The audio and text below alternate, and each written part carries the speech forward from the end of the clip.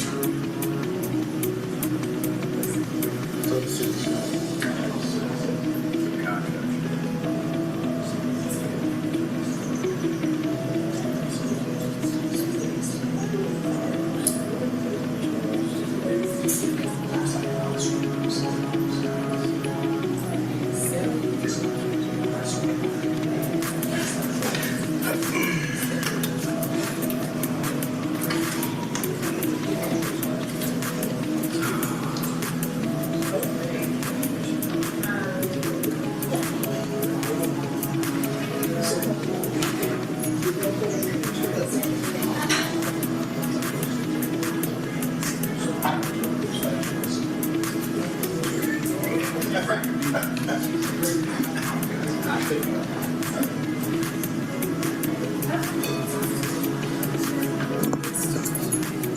ready.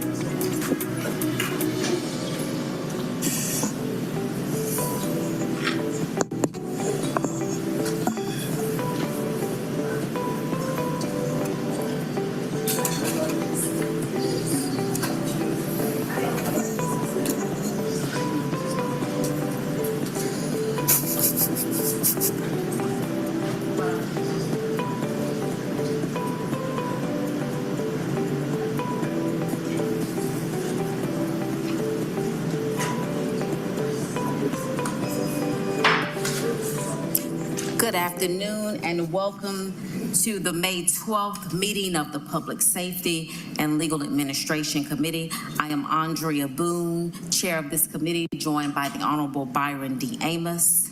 At this time, we will start our public comment. Mr. Lerone McGee.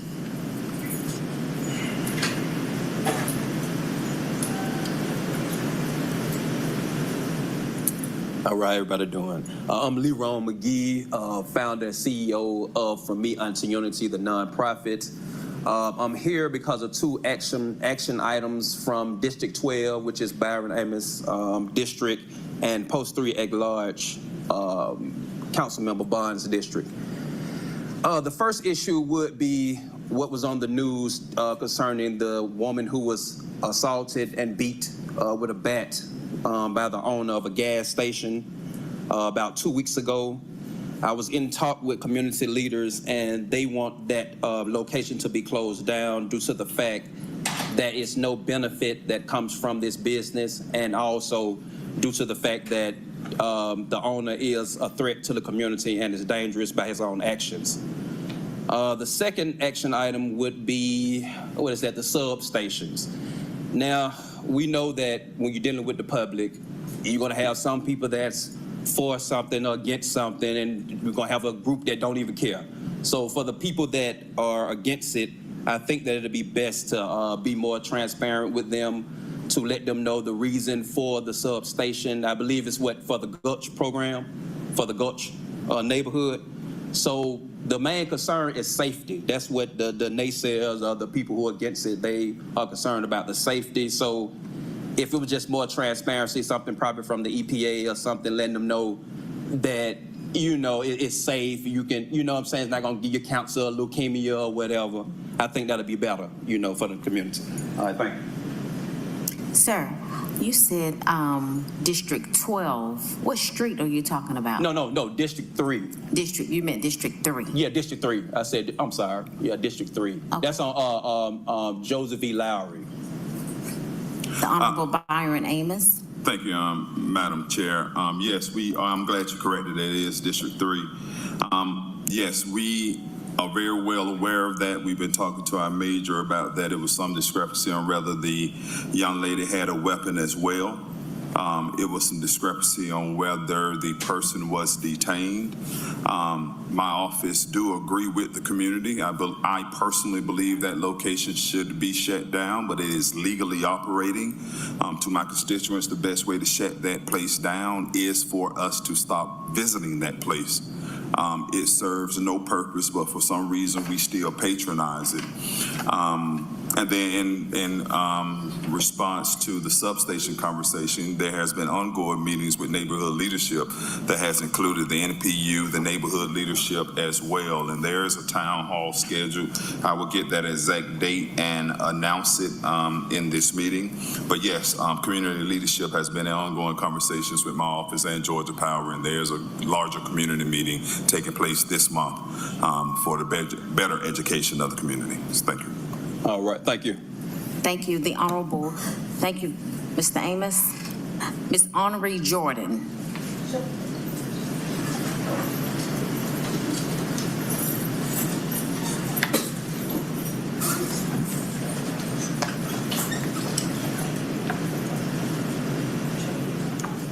Giving out to the Spirit of God, everyone that's here.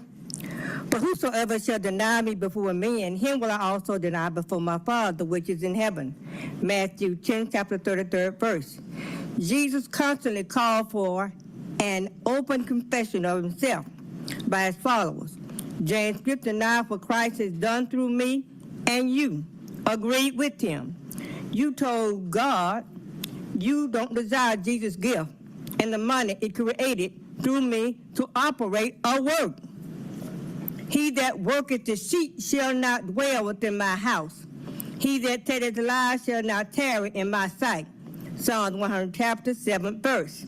3 causes for praise. The Lord is good. His mercy is everlasting. His truth endureth. You dare tell God not to be good, not to have mercy, and His truth not to exist for me? Jesus' gift operates for His glory, and injustice do not glorify Him. I will early destroy all the wicked of the land, that I may cut off all wicked doers from the city of the Lord. Psalms 100, chapter 8, verse. God hates sin and desires for us to please Him. There are 3 calls to serve. Make a joyful noise, serve the Lord, and come before Him with thanksgiving. And a man's foe shall be of his own household. St. Matthew 10, chapter 36, verse. Therefore, a single act of denial does not make one unworthy of being a disciple, but a refusal to confess Christ at all eliminates one from being a true follower of Jesus Christ. Corruption and the fraud do not glorify Jesus. James Swift's actions do not build holy families, and he desires to marry me. I read the scripture to him because he said he was called to preach the word of God. I had a dream he was called to preach the word of God. So that's when I keep standing, because he's supposed to obey Jesus too and want me to follow him. I can't follow a man, can't help teach other men how to be Christ-like men or Christ-like husbands.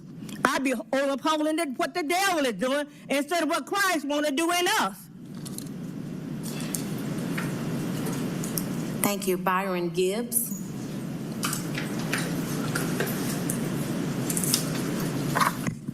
Good afternoon. Just want to thank you all for having me today. Basically, I'm honored to, accept this appointment if voted on and agreed with. I'm a 15-year resident of Atlanta. My wife and daughter, 3-year-old daughter, we currently live in Old Fourth Ward. Previously was in Emmett Park, and currently serve on my HOA board and other volunteer activities. I'm on the board of Atlanta Music Project, and just would like to, continue my service to the city as a resident and provide any input I could on the licensing, liquor and licensing board. Thank you again, and if you all have any questions for me, be happy to answer. Yes, we will be back with you shortly. Okay, all right. Have a seat. Thanks. Yes. Thank you. Mr. Lofton? Mrs. Lofton? Yes. Hello again, and thank you for the opportunity to be able to speak. My name is Anyana Lofton. I am the wife of Keith Lofton, which is one of the individuals that was involved in a police shooting on July 25th, 2021. He was one of the injured, and the deceased was Gabriel Sam Parker. And to mention, the family is not here today. They asked me if I would just mention, because they wanted to be here today again. However, they had issues traveling with the weather. But what I wanted to just make mention of today is we were able to attend the Atlanta Citizens Review Board meeting. And one thing that I found very disturbing, which was that APD, well, let me mention first, there still is an open investigation with OPS with the officer that injured my husband, permanently injured my husband, and Gabriel, who is deceased. He was shot by the officer. There still is an open investigation by OPS regarding those actions of that former Apex officer, which is no longer with APD. But one thing that I found interesting, it was disturbing and interesting, was there is no SOP in place for APD in dealing with individuals, use of force and individuals dealing with a mental health crisis. And I mention that because that was some of the things that was going on that night of that incident. And also, I understand there is a separation of power between, who has certain authorities to do whatever and jurisdiction as well. But what I'm asking is if there could be some talks regarding that, because that's very, very disturbing. And I know that there have been many police shootings since 2020, over 40, and a lot of those have not been, investigated by Atlanta Citizens Review Board. But I'm just asking, if whoever has that power for some discussions about that, so something can be put in place regarding that. And also the incident that happened on July 25th, 2021, that involved my husband Keith Lofton and Gabriel losing their life. If something could be done so that investigation can go forward with Atlanta Citizen Review Board, because I was told it have not been, because OPS have not closed their investigation. Thank you. Thank you. We have been joined by the Honorable Antonio Lewis, District 12. Next speaker, Ms. Margie McLeod. Good afternoon, everybody. Good afternoon. I want to be proactive because the summer's coming up and the climate is changing and it's going to be hotter than it was last year. So what we need, we don't need to wait. We need more cooling centers that's going to be working, and that sometimes we got to think out of the box, because we're going to have more people than we ever did before. That energy system have been cut. So guess what? I'm not talking about seniors. We got to also require other people also, not just seniors, because people's not going to put on their air conditioning because Georgia Power done went up. So that's what I'm asking y'all, because Decatur could do it. They go to the library, they go to the mall. We don't have enough cooling centers here in the city of Atlanta. So if DeKalb County could do it, why we can do it? And then also 5 and 6 and 7 and 8 years old this year, we concentrate on the teenagers. There's nothing wrong with that. But we're not looking at, after the summer's coming in, we're going to look at the 5 years old, 6, 7, and 8. We know we did the teens. We make sure, and everybody's not going to have a job. A lot of programs have been cut. So that's what I'm saying. What are we going to do? Are we going to be prepared? You see, the homeless population that grew. People sending people here in Cobb County, sending people here. But what we need to do, we need think, because people not going to put on utility, energy, because everything's going up. And I see you going to New York. They've been cut also. A lot of programs been cut in New York. After school program, Trump did it. So what I'm saying to you, let's be prepared this year. Because climate changing is going to be hot and have more cooling. And if not, let's propose like we used to do long time ago. Used to have tents, because you're not going to have enough places, and put the air conditioning in there. See, I'm a military person, because we had tents and they had a generator and you had air. So you might have to do that because you're saying you don't have enough places, you don't have enough air, because people need, and some of these shelters that you have do not have air conditioning, or it's not working. Be blessed, because Miss Margie is out there, and I'm not going nowhere. Have a blessed day. And rent control matters. Thank you. Next speaker, last name William.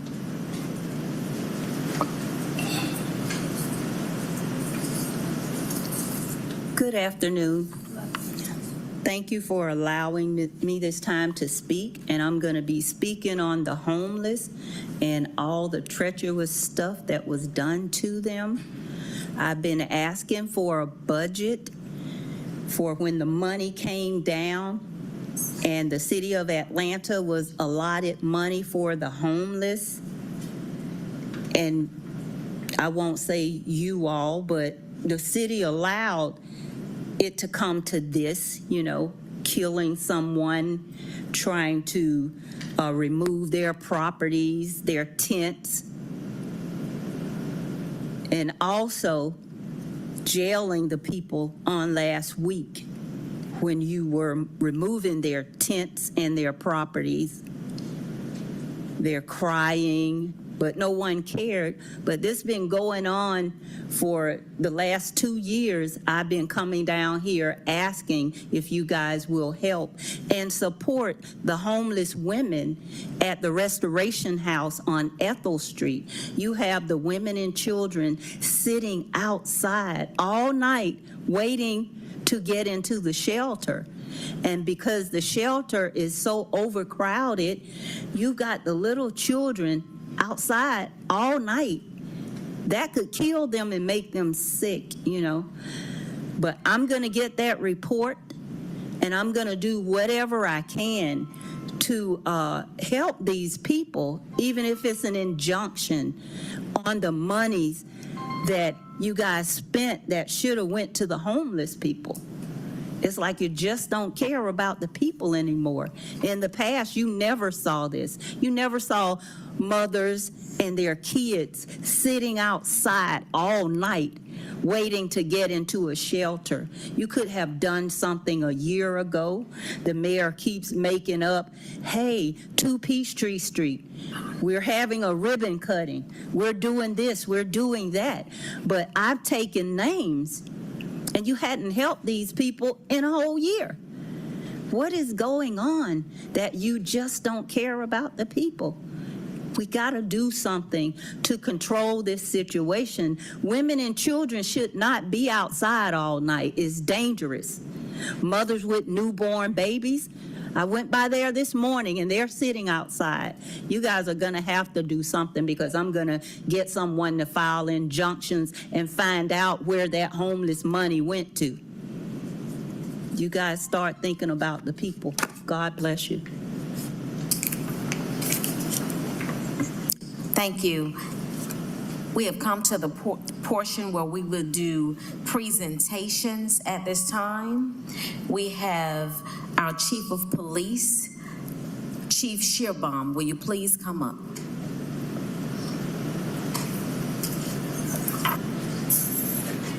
Good afternoon, Chairwoman Boone, members of the Public Safety Committee. It's good to see you all here today, and always thank you for your service to our city.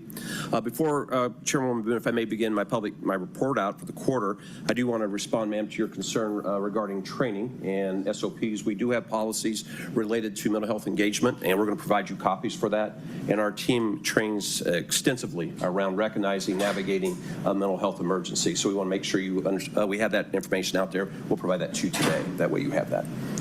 Thank you, Chief. You're welcome, ma'am. On behalf of all the women and men, our civilian and sworn members of the Atlanta Police Department, bring you greetings today, provide you a quarterly report out.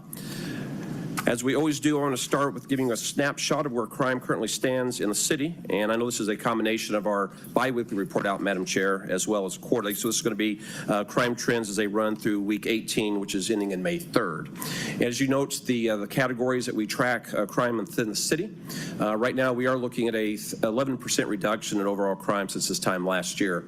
Have certain crime categories that are trending down and others that are in a slight uptick right now, which I'm going to go into during this presentation. Very pleased to report we continue to see a downturn in homicides in our city, as well as burglary, vehicle theft, and motor theft from a motor vehicle, while robbery, rape, shoplifting, and theft and aggravated assault are trending up at this time. I'm going to dig into each of those areas where we're seeing successes in our efforts to be able to turn that around. It is important to note that when we speak about aggravated assaults, I always want to pull out shootings from that if I can for the committee. Aggravated assault may be anyone using any type of weapon to threaten another, but we are heavily focused on the shootings that may occur in our city. And we're very pleased to report that we're seeing our third year in reduction of shootings inside the city limit. In fact, we're down 27% over this time last year of a person discharging a weapon and striking another one here in Atlanta. Those reductions are seen in our homicides as well as our aggravated assaults. The one area, even though we're seeing car thefts dropping in the city and car break-ins dropping in the city, a slight uptick by 2 of a use of a weapon being discharged against another person being shot by a property theft is occurring.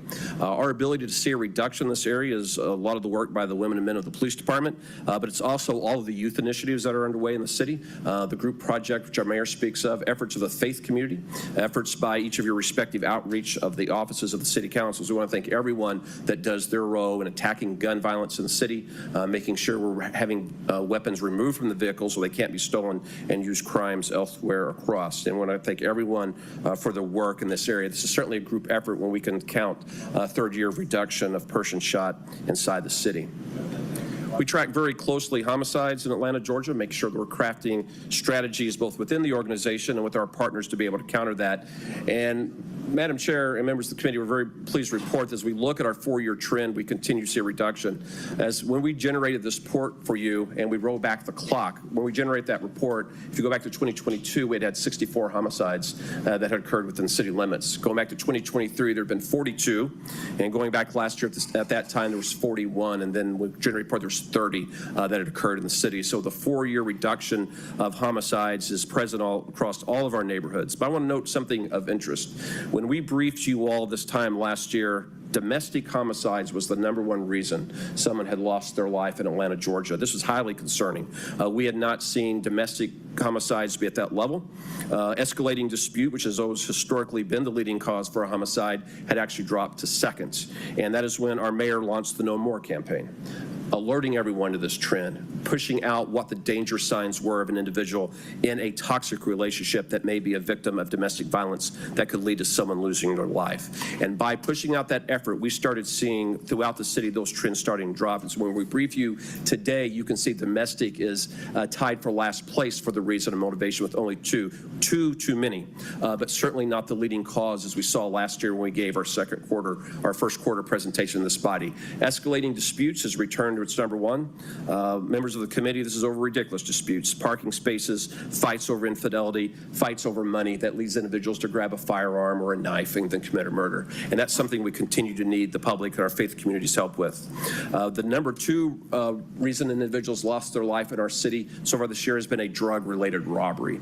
And that's why you see this department continue to focus on gangs, guns, and drugs here in the city to make sure we're removing those variables that can lead to someone losing their life. And I want to note that even though why robberies may be trending up right now, robbery is actually one of the lowest classifications why someone has lost their life in the city. We need everyone's help on escalating dispute. We need everyone's help on countering drug trade that may be occurring in the city by continuing to report that. But I do want to thank the entirety of our city for combating all those variables that lead to homicide, and very pleased to report the continued reduction of homicides in our city. I do want to talk about robberies for a minute because it is the one area that we're committing resources to be able to counter a trend that we're seeing. While we continue to see over the last 3 years a drop in robberies in our city, we're slightly up right now. And we look at where this is occurring. It's primarily occurring in the evenings. And right now we're seeing a trend where rideshare drivers such as for Lyft and Uber are being targeted. And so we are pushing resources into those areas. We also have seen individuals who are crafting a sale online of an item have been targeted for robbery as well. We encourage everyone, if you're going to craft a sale or a purchase of something offline, use one of our police precincts. They're conveniently located throughout the city. Use a parking lot, public safety headquarters, use a very visible location. And while we have seen a 28% reduction in robberies in our city from 2022 to 2024, the uptick that we're seeing now is clearly being led by individuals with extensive criminal histories, which is concerning to us. I'm going to highlight a couple of these areas of concerns now. We made 2 arrests this year of individuals that were carrying out robberies rather in our city.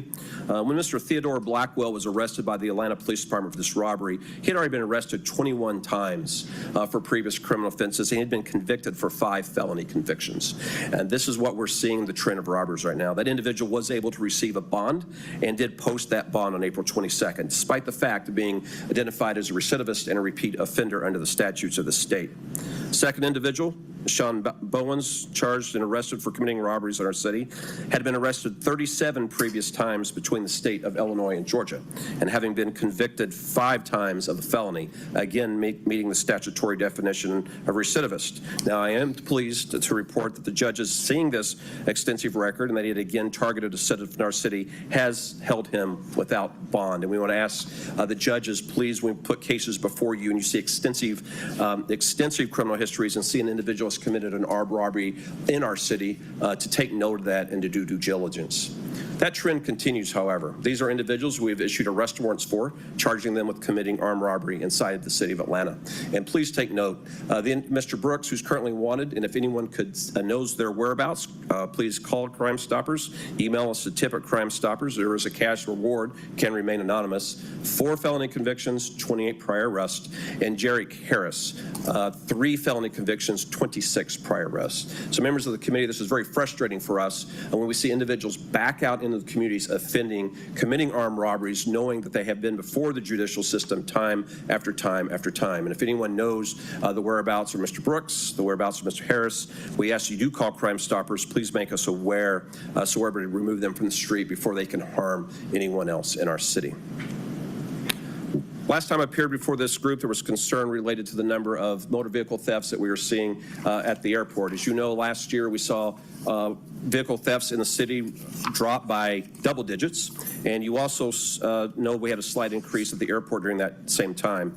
I am proud to report to this committee, because of the hard work of our ACE unit, our Auto Crime Enforcement Unit, as well as our partnership with our state, regional, and federal partners, we continue to see a reduction, yet again, vehicle thefts in our city, being down by 41%, following a 2-digit reduction last year. We're also seeing a 48% reduction in vehicle thefts from our airports. As we have been targeting those areas, we've enhanced our patrols by adding additional motorcycle units to the airports for faster patrolling of the various parking decks and lots. There has been anti-tailgating systems that have been installed, as well as additional cameras that have been placed throughout the decks to boost surveillance, and we have additional camera installations coming. There's been policy changes regarding how long someone can remain in the parking deck, and we've also been working with the local staff there at the airport, training them on the signs of what a theft would look like. Now, as we were seeing an increase of thefts from the airport, and I was appearing before you, I could not make you aware of a high-level investigation that we were actually executing, as we had detected a very well-organized group that was targeting Atlanta Hartsfield-Jackson International Airport for vehicle thefts. Our ACE unit, led by Lieutenant Jones, as well as our partnership with our federal authorities, undertook an operation that we codenamed Operation Golden Gate Bridge, as we were looking at key individuals that were stealing multiple vehicles from inside the city, as well as Hartsfield-Jackson International Airport. We estimate that between October 2023 and October 2024, over 200 vehicles were stolen for a value of $18 million.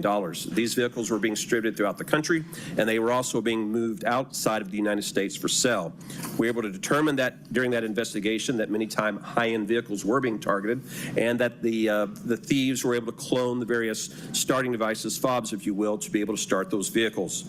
And through the work with our federal partners, we were able to identify a number of individuals that were involved in this ring, and we began to arrest them and remove them from the street and take them out of circulation to be able to target the city as well as our airport. A number of individuals were arrested during this time.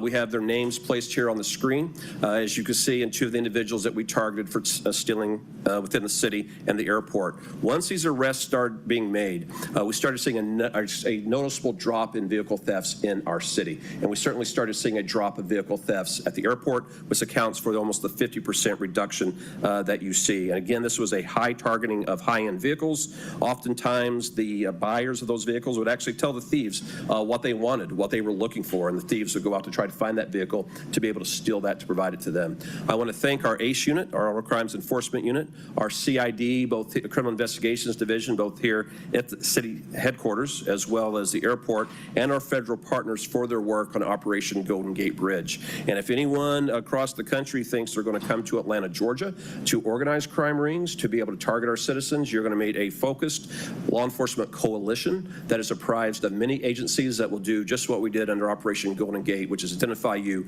charge you, and place you before the proper judge, either in Clayton County, in Fulton County, or in DeKalb County. So thank you again to the men and women of the Atlanta Police Department and our federal partners for disbanding this group that was targeting travelers at our airport. Madam Chair, we continue to focus on gangs, guns, and drugs. So far this year, we have recovered 1,042 guns off our street. That is 1,042 guns that are in our holding vault that cannot be discharged at a park, that cannot be discharged on a city street or at a business of our city. So far this year, we have charged 267 individuals with a gang statute here in the city for undertaking a wide range of criminal activity and using a gang organization to be able to further that. We have also started another round of our joint operations with our federal, state, and regional partners, targeting known areas in the city where we know we have gun violence likely to occur. These details have resulted so far in 51 arrests, 19 of which are convicted felons, and removed 7 guns out of the mix. These have been deployed in areas that we know we have a high propensity for gun violence, and we're also deployed strategically around spring break to ensure that was a safe time for everyone in the city while our schools were on break. Every 5 days, members of your police department are going through a door of the city. On the other side of that door is a drug dealing operation. As I mentioned earlier, drug dealing operations are the number 2 reason for a homicide in our city. Every 5 days, we're removing drugs from the street and guns from the street that are making our city less safe. I want to highlight just one of those 28 search warrants that we've done here in the city. This was a location where we received a citizen tip. They were concerned about what they were seeing in their neighborhood. This was a single-family dwelling, and the citizen that reached out to us was concerned for what they were seeing. Knowing what we know, that if a drug dealing operation is allowed to continue, someone is going to come for the drugs, someone's going to come for the cash, and the guns that are being used to protect the cash and the drugs will likely be used right there in that neighborhood. It could easily take an innocent life. Thanks to the work of our narcotics unit, we were able to secure a search warrant, go into that home, and remove the items that you see on your presentation that are on the screen for those that are here today. A large amount of marijuana and drugs taken from the location, over $3,000 worth of cash, and then 15 firearms. And if you can, members of the Public Safety Committee, look at the caliber of those firearms, many times surpassing the caliber of the weapons being carried by the men and women of your police department if we go into these arms. Your police department is well trained. They know how to use weapons and when to use weapons. Weapons of this caliber being used by criminals, felons that have no care for the community will take lives in our city. And this police department is committed to continue to shut down every drug dealing operation that we become aware of, so these guns cannot be used in Atlanta, Georgia. This is the second noting of the House and the arrests that were made and the individual's charges that was brought before that. And again, we ask the courts of Fulton County to take note of the danger that this individual brings to the community that he lives in. Street racing is an area of concern that we continue to hear about from our community. We work very closely with our regional and state partners to combat street racing. I'm glad to report as we compare street racing Q1 of last year to street racing Q2 this year, we've seen a 72% reduction of citizens reporting or observing that activity in their neighborhood. And we continue to use the new state statute to charge individuals that are organizing street racing events in the city. If you're going to organize the street racing events here, get behind the wheel of a car to drive a vehicle or film it, and we can prove it, we are going to arrest you.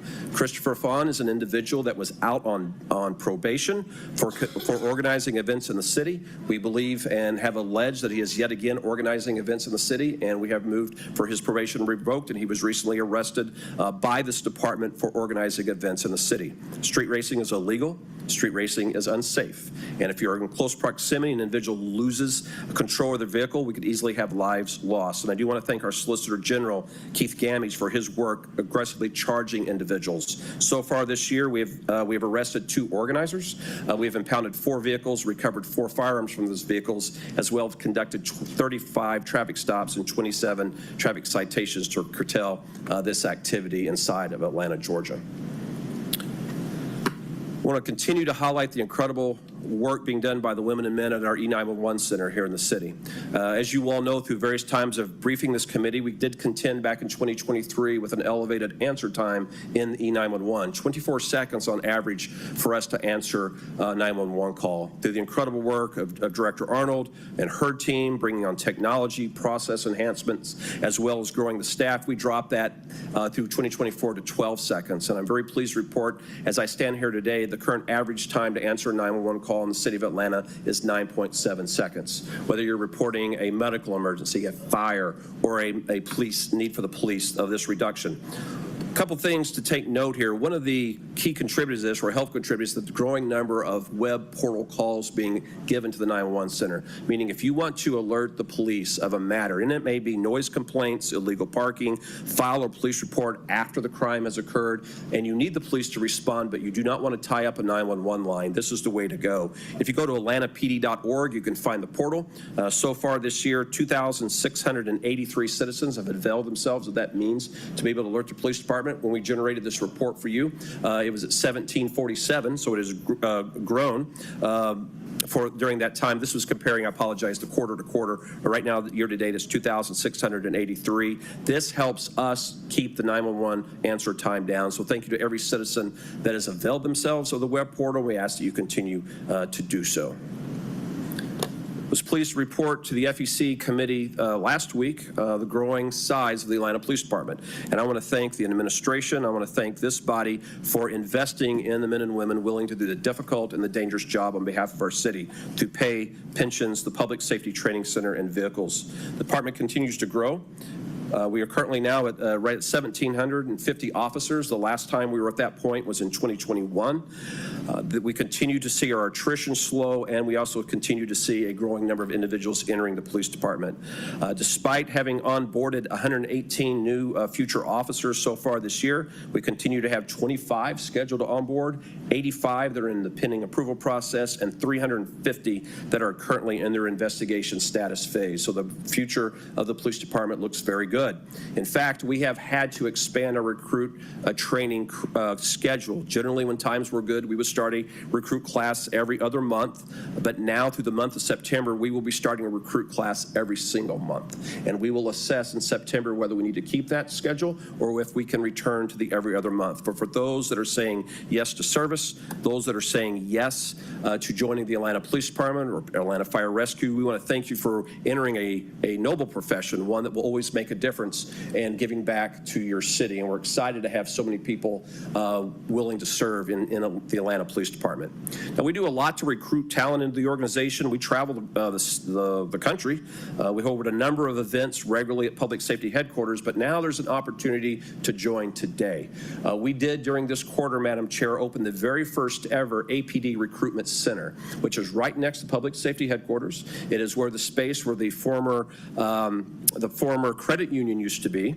And now taking a page out of the military, you can come in Monday through Friday, 8 to 4, and sit down with the recruiter. See what opportunities we have to serve in the Atlanta Police Department. Is it our care unit? Is it a crime scene tech? Is it code enforcement? Is it E911? Is it on the sworn side? So as your constituents, as you engage with them, if they're looking for a way to serve Atlanta, Georgia, a job with good pay, good benefits, please come and visit us. You don't have to go to another city. You don't have to wait till we have our next recruiting event at Public Safety Headquarters. You can come and joining us at our new recruiting center, and members of the committee, if you're just passing by, stop in, say hey, we'll have a nice cup of coffee for you as you stop by the new recruitment center.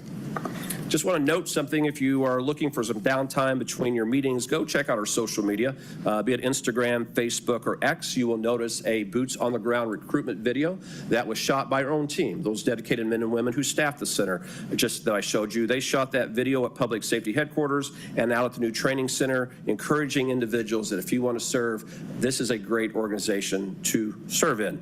And since that video was posted, we now have over 1 million views, and we have seen a noticeable increase in visits to our recruitment page, as well as applications being submitted to the Atlanta Police Department. So I do want to thank everyone at our background and recruitment team that continues just to move the bar to make sure we have quality talent entering the Atlanta Police Department. Quarter 1, 2025 showed us starting to get ready for the World Cup, which will be 13 months from this time, but we have already started at the Atlanta Police Department. Training was commenced at our bicycle response team, our civil disturbance unit, incident command training, and mounted patrol have all been busy in the first quarter. If you look at your presentation on the left side of the screen, you will see our mounted stables and mounted officers from the Atlanta Police Department and the Cobb County Sheriff's Department training for next year. Knowing that mounted patrol is used very effectively in our European partner countries to be able to manage happy crowds after a soccer game and sad crowds after a soccer game. And so already we are preparing for that. You will notice that we are collaborating closely with the major cities chiefs, the State Department, the FBI, and the GBI as we're preparing for next year. And our special events division has been activated, starting to make all the plans necessary, not only to protect the event, but to support the men and women who will be out serving in the street during that time, and to make sure all other neighborhoods of the city continue to see a police service being delivered uninterrupted during the World Cup games that will be played here. So we're excited. This will continue all through this year and through next year until we arrive at the World coming back to our city. And for those of you that were part of the FEC, you will notice that our budget did include purchases necessary for equipment, vehicles, and uniforms to make sure that we are ready next year when the World comes right back to Atlanta, Georgia. During the first quarter, we were very busy. The month of April saw an extraordinary demand on the Atlanta Police Department.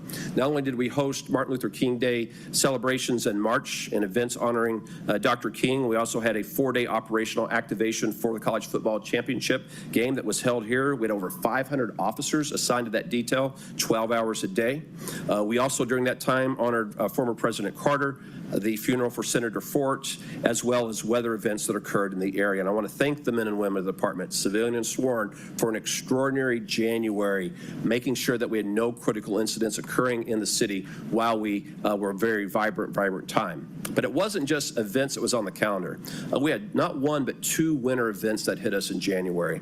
And as the news stations call for everyone to stay at home, don't get out, your police department has to do just the opposite. We have to come to work. We have to be on the street. And so as we know that winter events are approaching, we move all of our E911 employees to hotels immediately around the 911 center. So if the city needs their emergency services, there will be no barrier getting there. Quick snapshot of what our calls look like during that time, what we managed that were related to the weather. And during the snow emergencies, when citizens call 911, there was a 1.1 second average answer time for individuals trying to get through to report trays down, streets that were impassable, other issues. I also want to note that other departments had to come to work as well, and 40 key employees of the city of Atlanta were picked up by Atlanta police officers and driven to their work site and then taken home at the end of the shift. So the Atlanta Police Department was deployed using its all-terrain vehicles, making sure that other vital city departments were staffed during the snow emergency. And during that time, you will see officers in your district, Madam Chair, having a snowball fight with 2 of your younger constituents. And you also will see one of the snowmen built by the officers waiting to be deployed as Recruit Frosty out at our training center. So just to make sure you know that during times of inclement weather, during the first quarter, your police department was hard at work. Also, So during this time, we hosted the St. Patrick's Day Parade. This is important because this came on the heels of the terrorist attack that played out in New Orleans. And as we were speaking with our federal partners and our state partners in the state of Louisiana, looking at what the vulnerabilities were for that terror attack to be played out, we realized we still had events playing on this city that if someone wanted to, they could carry out a terror attack here. The lessons learned from that event were deployed here, as well as the other events during January. This event went off safely with no incidents. I want to thank our Special Events Division and everyone for the police department for the extra work that went into keeping this event safe and guarding against a terror attack, God forbid, should it try to be carried out here. That same dedication and tactics will be used for the Peachtree Road Race, the Pride Parade, the Labor Day events that are coming, as well as the Club Cup games that are occurring in the city. During the first quarter, we activated 2 new precincts for the Atlanta Police Department. Our Public Safety Training Center site also saw the Mounted Patrol come online during the month of March. This is all 11 of our horses that are assigned primarily to Parks Patrol, but are also aggressively training next year for the World Cup. Also, during the month of March, we brought online our brand new state-of-the-art canine facility. Canines that are deployed throughout the city to recover guns, discarded drugs, as well as Alzheimer's patients that may have wandered from home, lost children, or fleeing felons. These are important assets of the police department. And outside of the airport, we have never had our own police precinct for our canine officers or the canines themselves. We have always had to build runs at homes. We've always had to spend money to be able to house at private boarding locations, but no longer. We have a dedicated training location, and we have a dedicated place for the dogs to be cared for and the officers to prepare for their shift and to finish those end of the shift duties that they are required to do. So very happy to report to you all the arrival of 2 brand new precincts that occurred during the first quarter of last year. Beat realignment technically came on the second quarter, but I just want to note this. Councilmember Amos, I know you had been engaging our office with concerns. What we wanted to do was meet the requirement of our accreditation that we have a reoccurring reassessment of the workload within the city and are the beats aligned properly and the zone boundaries. But we had also been hearing from the community over concern that 3 neighborhood planning units in particular had been split between zones, and the desire to try to make sure where possible that a single MPU is served by a single zone in the city. And this primarily impacted MPU L, V, and E. So under the beat realignment, we did realign the precincts of the beats of English Avenue, as well as Midtown, and also beats that are on the Zone 6, Zone 3 line to be able to move those beats back into one single MPU. So MPU L, MPU V, and E, because of modifications with Zone 3, 6, 5, and 1, we were able to accomplish that. And we also were able to split one beat up in Zone 2 to be able to even out the workload in that growing area. Community engagement during the first quarter. You will have seen us at Mays High Career Day. You have seen it at Peace Preparatory Public Safety Days, as well as the Dunbar Elementary Career Day, just to give you a small sampling of the locations we were at. Most weeks you will find members of the Atlanta Police Department reading in a school of this city and also engaging through POW and other areas with the young men and women of our city, creating a positive encounter interaction. And I want to thank our Mounted Patrol and our COPS unit, everyone at POW that works very, very hard to do this case. And finally, before I open for questions, Madam Chair, just wanted to note the ever-growing number of registered and integrated cameras that are here in the city. We ask the citizens, please take note of this. This is the new neighborhood watch of the 21st century. This allows us to keep your neighborhood safe, and for everyone that has integrated a camera, everyone that has registered a camera, thank you for doing your part to make sure that all 245 of our neighborhoods are as safe as they can be. So, Madam Chair, that is your quarter 1 report out. Open any questions that you, Councilmember Lewis, Amos, or Bond may have for me today.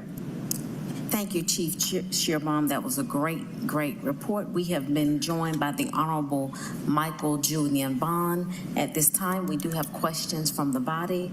The Honorable Antonio Lewis, followed by the Honorable Byron D. Amos. And thank you, Chief, for all the work you've been doing in the city. Super happy to see our new major in Zone 3, Major Wolfer. And thank you so much for the importance of what he's doing in our area. My questions were surrounding around the AJC article I read with the Citizens Review Board. And just making sure that you are involved with that process to make sure that they're getting the information, because it's some of the things I said in the article and some of the things that it seemed that Mr. Reed was saying when he was here was that he was not receiving the same stuff that the that the reporter received. The reporter actually did a in-depth, like an open record request, and received answers to things that Mr. Reed was told no to. She received that the cases were actually closed, and she posted that and she sent that to him, and he then asked the police, his representative that he was speaking with, and that person told him that, oh, I didn't know it was closed. It is closed. And so it makes us look like we're not working together. So I'm just trying to make sure that you're involved in the process and that you are fully watching what's going on, because that's something that shouldn't happen. Our goal is to make sure that we're being transparent. We're giving the information over. Yeah, absolutely, Councilmember Lewis. As you know, I appeared before the ACRB at the second meeting before last. We have a representative at every single ACRB meeting. I meet quarterly with the executive director of the ACRB, Mr. Reed, and also our teams meet bi-weekly to be able to ensure that we have no gap in information sharing. And I was, as I stated to the ACRB at their meeting before last, I was not happy when I learned that they had not been informed like they should be. And we have made sure we made changes within the organization to ensure that there's a proper exchange. We also are crafting an MOU as we speak, which I hope will be signed very soon, that makes sure everyone is clear of roles, responsibilities, as well as how that information will be exchanged. The Atlanta Police Department is committed always to a fully ethical police department and a transparent process. Any incident that is involving an officer use or an officer-involved shooting is investigated 4 times. And to have another round of investigations is what I would encourage. And we will make sure that all information that's needed by the ACRB is there. I have changed when the Office of Professional Standards initiates their investigation. Under my predecessors, that had always been whenever the district attorney concludes their investigation. We changed that last year, and we are going to start our administrative investigation at the same time, and that takes a while to get up to speed, so we're still in the process of doing that. But I believe in the ability of any citizen to go to the ACRB to make a complaint, just like they can come to us to make a complaint as well. And I'm just thinking about that. I love what we're about to do there.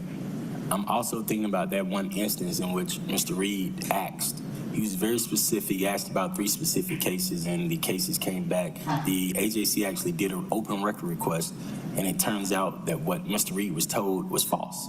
And I want to make sure that we're specific there. Absolutely, sir. Specific to where that shouldn't happen. Like, it shouldn't happen. Like, when I was able to, I want to make sure we're working together, because we created a beautiful thing if it works right. Similar to us watching the video of us recruiting people using the, it's trending because the comments of recruiting people doing boots on the ground, making sure that it's in, I know that the algorithms, because I'm seeing some of the comments where a lot of lateral movements will be made, and people from other cities who are seeing how fun, it talks about the culture and vibe of the APD, and they're seeing how fun it is, and they're talking about the recruitment, pictures of the house and the new cars and all that things that come with it. Just want to make sure we're being transparent and we're being open and we're telling everybody in the AC and the CI.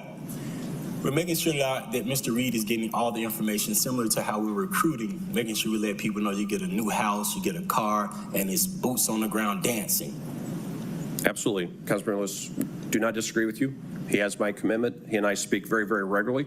Anytime he makes me aware that we have not met our obligation, we will do that. My goal is there will be no need for those conversations. Did we do anything about the previous time, or can you share that, or do we need to, because he was misled? Well, I wouldn't say it was misled, sir. I need to determine whether it was miscommunication. Okay. This Councilman Lewis, this police department is not going to hide anything. We are very transparent. Okay. We are very transparent in our actions, and so no one's going to be misled if there was a process or there was a person that didn't do their job just because of, for whatever reason, we're going to address that. That's what I was making sure. Thank you. Yes, sir.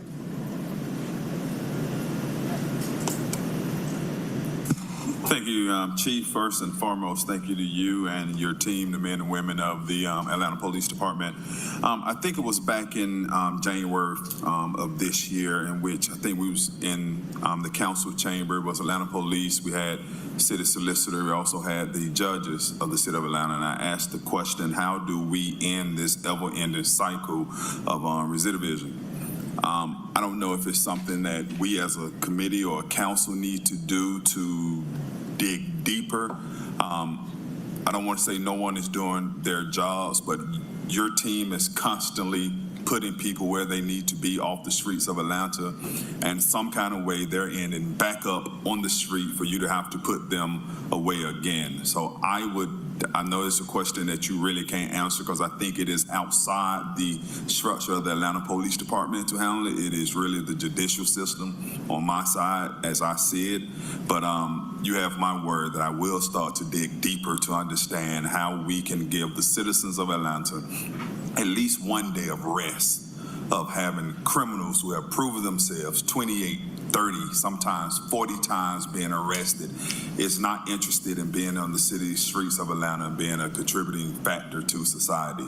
So I will keep pushing this. If we have to go to our judges, if we have to go to our Fulton County judges as well, or even the State House to ensure that you have the laws and the tools to do what needs to be done, I will do that. To your report, page 8, thank you for sharing the information about car thefts at the airport. I tell my airport team all the time during Transportation Committee, this is our mic and we have a voice. Unfortunately, the standard news is only going to talk about the number of car thefts, never talk about how they have gone down, never talk about the investment that we have done and the improvements that have been made. So I thank you for sharing that as well as even going deeper into sharing that there was an organized group that was intentionally targeting the airport. Do we keep numbers on people that I guess that have car services like the Turos and things, or people that rent their cars out, they actually use our airport parking lots as their storage units because they make the money to be able to pay the storage, to pay the parking, but still rent their cars out illegally through our system. Do we keep numbers of cars that once someone bring the car back, they friend come in with it, they know the code, they rent it, ride right back out with the car, and then they report it as stolen? Do we keep those? Do we get that deep into keeping those numbers as well? So let me check with the team, Councilmember. I do know the team looks very closely at patterns and practices that contribute to thefts in the city and work to counter that. I'll see what data we have, and we'll get that back to you if we're able to identify that. Okay, and then the last piece, as I continue to build out the Neighborhood Sports Council, as we have these large events, and I'm glad you talked about the activation of World Cup.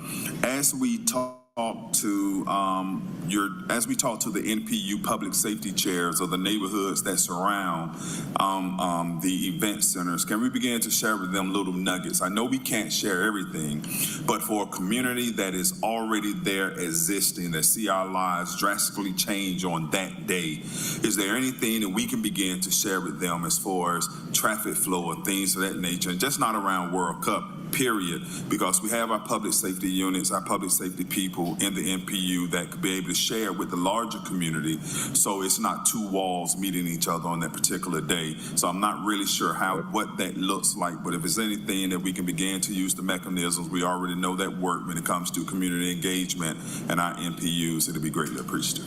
Absolutely. You have our commitment on that. I can tell you those decisions have not been made. We are involved in those conversations now, giving our perspective.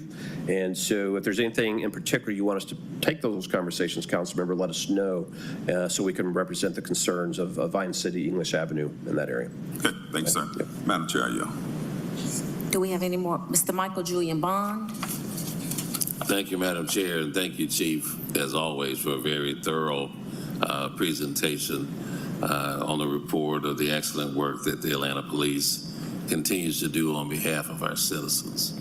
My first question is given your report and the opening of the Public Safety Training Center, which I think is a dramatic asset for the city of Atlanta. Over the last few years, there's always been the issue of, I guess, morale of the men and women in APD. Can you tell us how the morale may have changed if this improvement and the others that you've delineated in your report has had an effect on that, and just give us an overview of that, please. Yes, sir. We started seeing, actually when we announced the training of the public safety, the building of the Public Safety Training Center and the other investments around the take-home car program, new precincts, the new pay scale, we started to see our attrition slow. and individuals who were leaving to go to other agencies started to slow. We actually started to see a return of individuals to the organization that had left, and that was something we could see on the spreadsheet. But the thing that was most powerful to me as I go around the Atlanta Police Department, visited our different roll calls and precincts, and now at the Trading Center site, to actually the smiles of our officers and the smiles of our civilians. We have protected the state's largest city. We have protected the most vibrant and diverse city in our state, but we have had one of the worst training centers to operate out of. And I won't speak for Chief Smith, he's going to follow me as well, but the police department and the fire department were using 1950-era schoolhouses that were no longer suitable to train children, but they were given to public safety to train. And we're always about the business of recruiting talent, equipping talent, and retaining talent. And when we invite individuals to this city to serve, and they go to a 1953 schoolhouse, which has been condemned, and we said, this is how you should feel about our cities and about your police departments, no wonder we had the attrition problem that we had, and we struggled to grow the organization. The officers are happy in the investment of them. They want to be very good at what they do, and they want to be trusted by the community. And so I can see it in the conversations that I'm having. I can see it in individuals being proud of their city and their department, because now they are proud of the training center that they own. And Chairwoman Boone and I have been speaking. We want to have you all out there to tour the site as soon as she would like to do so. But the officers are pleased to be given the tools, Councilmember. And you know as well, starting your career in public service, it matters where you work and it matters where you train. And how you feel about your job and whether you decide to stay with an organization or not is directly linked back to those type of facilities. And so we are seeing that in our retention numbers, we're seeing it in our recruitment numbers, and we're certainly seeing it in the conversations we're having with the women and men of the police department on both our sworn and our civilian side. And a follow-up to that, you mentioned that we're now above 1,700 officers as a complement. Is the goal of 2,000 standing officers, is that still the goal of the department? Absolutely, sir. Our authorized strength is 2,050. And if we keep the exact same trends that we see today, and we realize there's variables that could be at play that we can't predict, but if our attrition rate stays the same as it is now and our recruitment rate, we can actually hit that in the budget that will be approved for FY28 is what we could potentially hit it in. So in the year 2027, we actually could see us, if we keep what we're doing today, nothing unexpected hits us, we will return to that in 2027. Okay, well, I'm going to skip around. Yesterday, on Mother's Day, I happened to be at the home of Mrs. Anderson, whose son was killed in an incident involving an APD officer who was off duty. And the question became, is that individual still employed with APD? Yes, sir. As you know, as I've spoken before and briefed the committee, that was an off-duty conduct that occurred that was not on-duty conduct, so we don't have that normal avenue of an OPS review that would be open to us. We are waiting for the district attorney to announce her findings. The local chief of police there asked the GBI to come in and be the investigative entity, and so that investigation has been completed by the GBI and has been turned over to the district attorney. That individual is not in any enforcement capacity, but because we are not aware of any of the facts that has been presented to us, we cannot enact any disciplinary action should that be necessary because we have not been provided any information from the investigators. So you'd have to wait for the disposition of whatever the district attorney would have to conclude. That is correct. We have not seen the GBI investigation, nor are we aware of the decision of the district attorney. We are in communication with our office, and so once they have reviewed the file and taken action or determined what occurred, then we will be ready to act accordingly once we get that information. Okay. Well, jumping around, I also had a media inquiry on Friday about the great results of the homicide rate in the city of Atlanta being down 23%. But there were some other categories that had kind of gone up. I think it was robberies. And I guess the question that was posed that I could not answer was, how is APD going to address some of the increases in some of those other categories, but principally the robberies? Yes, sir. The trends we're seeing with robberies, and it was earlier, was recidivist individuals with high numbers of arrests and felony convictions being released and back into certain areas of the city. We are adjusting our deployment to that area. The same plan that worked to reduce aggravated assault shootings, homicides, vehicle thefts, and break-ins, that's the exact exact same plan we're going to deploy on robberies. We're going to go to the areas where it's occurring. We're going to identify through investigation technology who's committing those burglaries, and we're going to deploy resources to put them in jail and before a judge. So the same template we've used to reduce homicides, aggravated assaults, as well as robberies over the last 2 and 3 years, we're going to do it now. And individuals that may be temporarily out there thinking they're going to be committing robberies, we're going to put them in jail. We're going to find out who they are. And so we will not hold back any resources necessary to counter those trends, and we will not hold back any of our capabilities and talent within the organization to do what we've done over the last 3 years. Now, do you all track these individuals, or is there a way to track their incidences or their accused and past crimes and tie it geographically to incidences that happen in Atlanta? Now, I know that individuals, obviously, who make their way through the systems have a record, but what I'm saying is it possible to correlate their records so that they can be tracked as incidences that haven't occurred in Atlanta? So yes, we have our own report management system that we track individuals' activity. Obviously, we have the national database of arrests and convictions that we use. We also track data around probation, parole, supervised release, so we know where individuals may be. And if we start seeing crimes occurring that match the MO of an individual that's a known offender, we want to talk to them. We want to talk to their parole officer. We want to talk to their probation officer, their community service supervisor to ensure, are they doing everything that was required of them when they were released on where the condition was. We also use a lot of information that's developed by our analysts and our investigators to be able to look at vehicles, types of methods being used to commit robberies. We're able to use that to great success to be able to identify individuals, get arrest warrants, and take them off the street. And so we have a growing number of civilian analysts in the organization that helps us do what you just described. They are a key part of our team. We also work with our partners at the state, regional, and federal level to make sure that if individuals are going to choose to offend here, they're going to be arrested. And so I'm very confident that the trend that we're seeing tick up right now around robberies, we can bring it back in line for the last 2 years of reductions that we saw in robberies. And I guess finally, and this might be more of a question for you and more so the law department, is there a way to create a nuisance category for these folks who are repeat offenders so that they might be sentenced as criminal nuisances in Atlanta to deter them from coming back here all the time to repeat their crimes? Well, I would suggest, council member, that statute already exists at the state level. There is a recidivist, a repeat offender state statute that says if you've been convicted 3 or more times as a felon, you are to be looked at differently by the courts and to be sentenced differently by the courts. We have some judges that follow that and understand that that was crafted to keep our community safe. And we have some others that may not necessarily be doing so. The Repeat Offender Commission meets quarterly. This is one of the areas the Repeat Offender Commission looks at. Are judges applying the statutory requirements to make sure we look at individuals that are recidivist, repeat offenders? And it's a very high standard to be convicted of 3 felonies in our state or any other state. And so it is already on the books, in my opinion, council member. We just need it followed. And sometimes the proper information doesn't get before a judge, and that's a challenge we have to work at through the GCIC and the clerk's offices.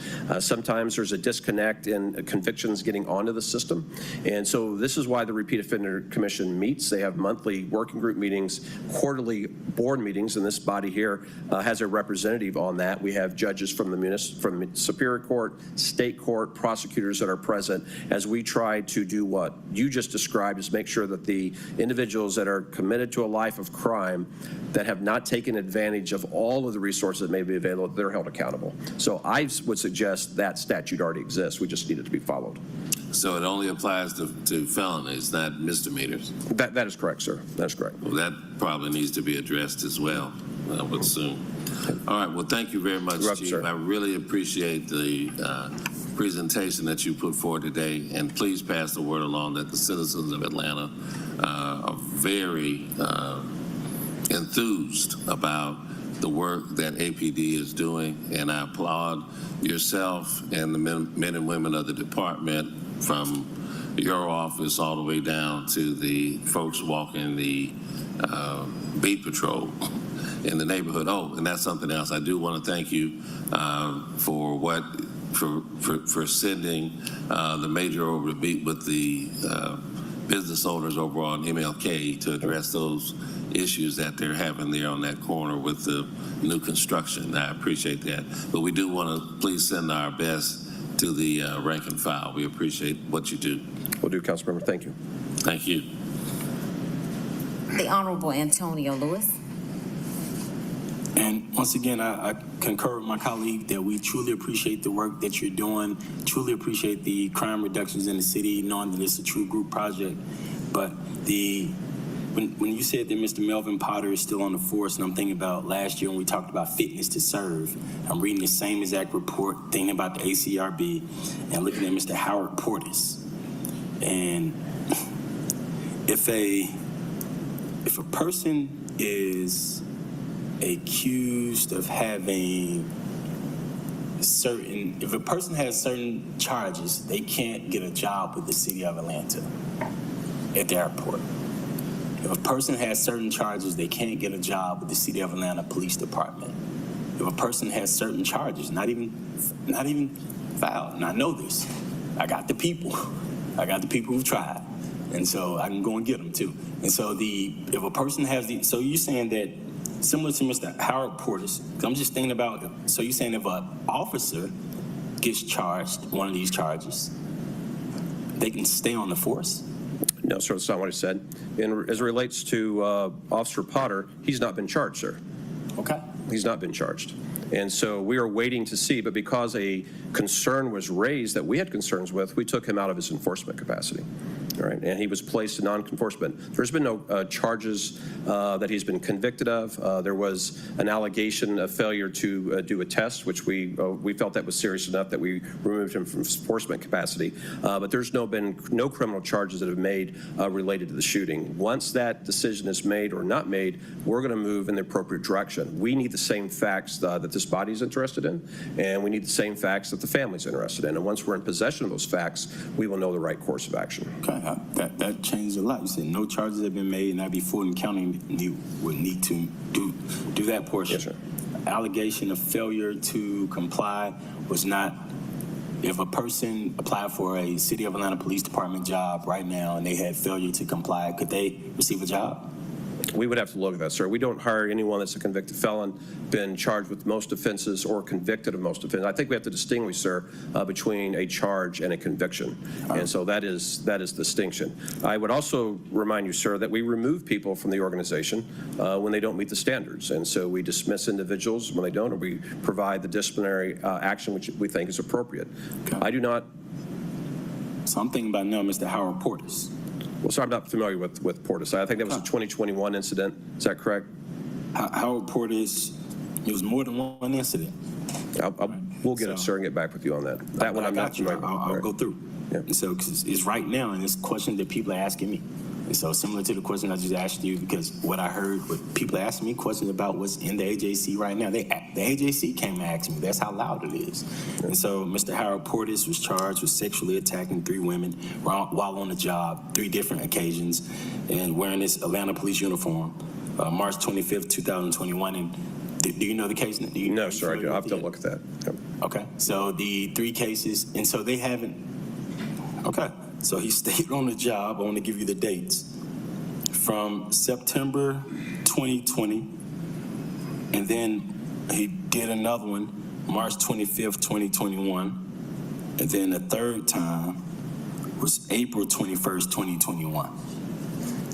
And so that's why when you just said that Mr. Potter has never been charged, it was totally different, because I was trying to compare and contrast to see, because Mr. Howard Portis, the officer that's in the paper right now, they said brought discredit, the embarrassment, and distrust. He was able to according to what he's been convicted of, attack our women in our city and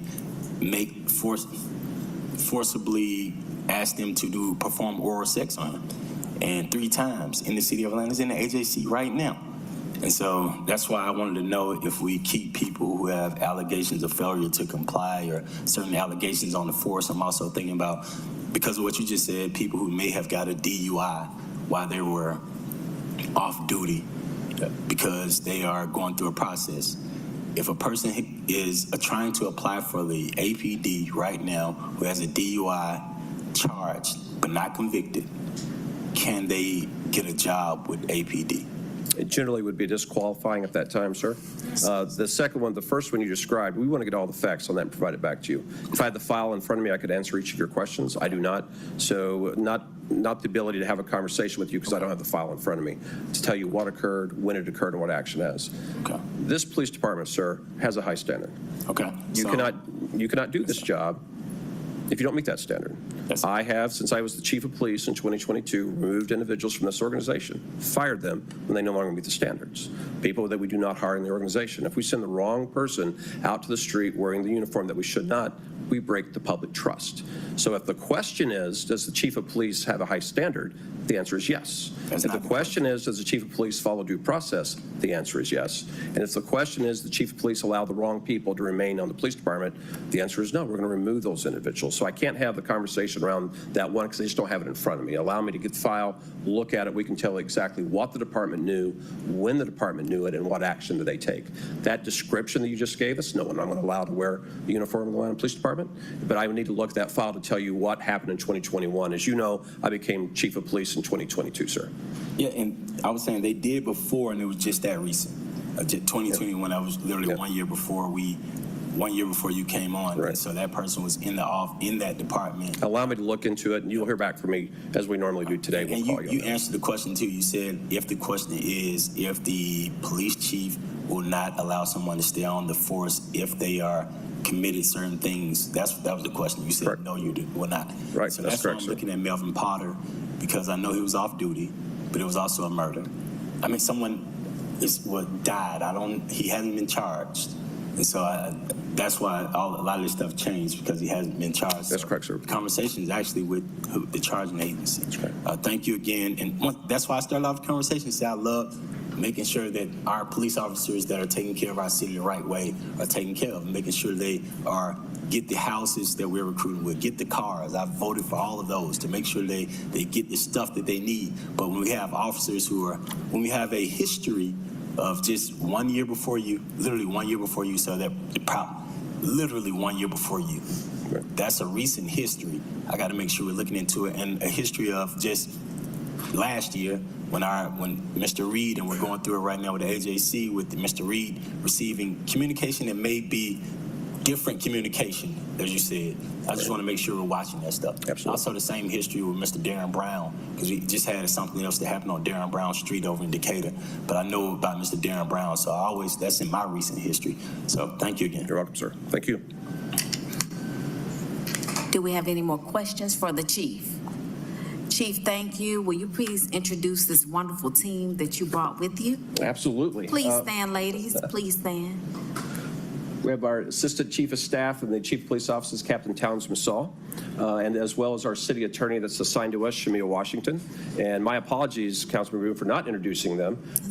Incredible team members that help us each and every day and help keep our city safe and are often very responsive to this body as you all ask for information. Thank you all so much for being here. And Chief, thank you for a great report and being responsive as always. You're welcome, That's very important. So thank you so much. welcome. Thank you all so much for coming. And before we hear from our fire chief, we have in the audience Solicitor Raines Carter. We have Deputy Chief Timothy Quiller from Corrections, Mr. Lee Reed from the Atlanta Citizens Review Board, and Ms. Daphne Talley, Code Enforcement, and our Law Department is represented by Ms. Amber Robinson today.